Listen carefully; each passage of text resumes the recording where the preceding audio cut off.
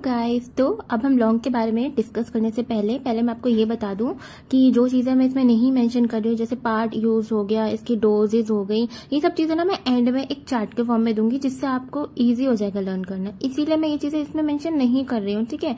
तो अभी जितना है इसमें ये एकदम क्विक चीज़ है याद करने के लिए, क्योंकि डोजेज तो मैक्सिमम चीज़ों की, जैसे चूर्ण होता है वो 3 से 6 ग्राम का ही होता है, ठीक है, 3 से 6 ग्राम का ही होता है। तो हर चीज़ में वो मेंशन करना मतलब जरूरी नहीं है, तो इसलिए मैंने सोचा कि मैं इसको एंड में चार्ट के फॉर्म में दूंगी, तो जिससे आपको एकदम क्विकली याद हो जाएगा, ठीक है। तो अब हम स्टार्ट करते हैं लौंग से।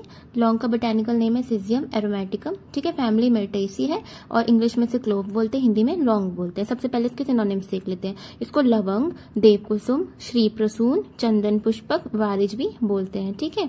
तो अब इसमें क्या है कि एक मीडियम साइज का क्राउन टाइप है। क्राउन के तरह ना लौंग देखा, ऊपर से क्राउन की तरह दिखता है, ठीक है। एवरग्रीन है, 8 से 20 मीटर की हाइट पे ग्रो करता है। इसके सभी जो पार्ट्स होते हैं ना, लीव, बाग, ये सब एरोमेटिक होते हैं, लेकिन मेनली जो फ्लावर बर्ड्स होते हैं ना, इसके अपनी एरोमेंस के लिए जाने जाते हैं, ठीक है।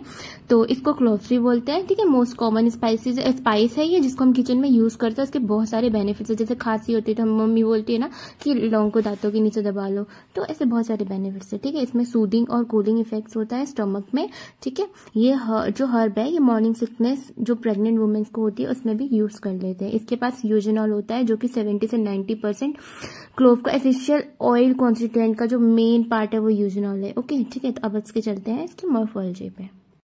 तो इसकी जो मॉर्फोलॉजी में इसकी जो लीव्स होती है सिंपल होती है, ब्राइट ग्रीन और ग्लॉसी होती है, ठीक है। इसका जो लोअर सरफेस होता है वो कवर्ड होता है एरोमेटिक ऑयल ग्लैंड से, ठीक है। जो लीव्स और इलेप्टिकल होती है और जो पेटियोल्स होते हैं वो 13 सेंटीमीटर लॉन्ग तक ग्रो कर सकते हैं, जिसमें बहुत सारी शॉर्ट ब्रांचेस होती हैं। आयुर्वेद में देखें तो इसकी लीव्स जो होती है अभिमुख होती है, 4-6 इंच की होती है, आयताकार, चमकीली, सुगंधित, किनारे इसके लहरदार होते हैं। और इसके जो फ्लावर्स होते हैं वो स्मॉल क्लस्टर्स में होते हैं, ठीक है। फ्लावरिंग बर्ड जो होते हैं ना, पहले पेल होते हैं, उसके बाद धीरे धीरे चेंज होकर ग्रीन से वो रेड हो जाते हैं जब वो मैच्योर हो जाते हैं, ठीक है। इसमें ओवेरी होती है लॉन्ग, जिसमें जो ट्राइंगुलर पेटल्स होते हैं 4, ठीक है। और इसमें जो पुष्प है सुगंधित बैंगनी रंग के होते हैं, ठीक है। तो इसका जो फल है, फ्रूट है, वो लवंग आकृत होता है, मतलब मात्र लवंग, मदर क्लोव्स कहलाता है, ठीक है। जिसको फल है, ये याद रखना, ये एमसीक्यू में इंपॉर्टेंट है कि इसके फल को हम मदर क्लोव्स ही बोलते हैं।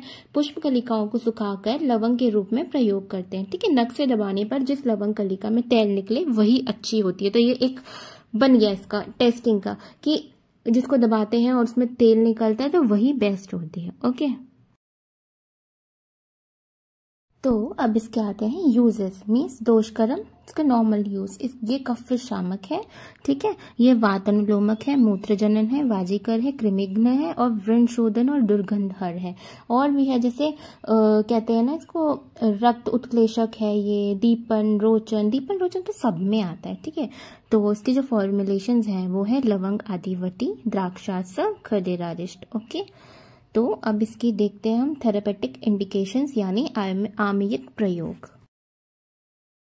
तो इसके आमेयिक प्रयोग में सबसे पहले है, अगर लवंग को हॉट बॉइल्ड वाटर में हम उबाल के दें तो वो विसूचिका में यूज कर सकते हैं, ठीक है।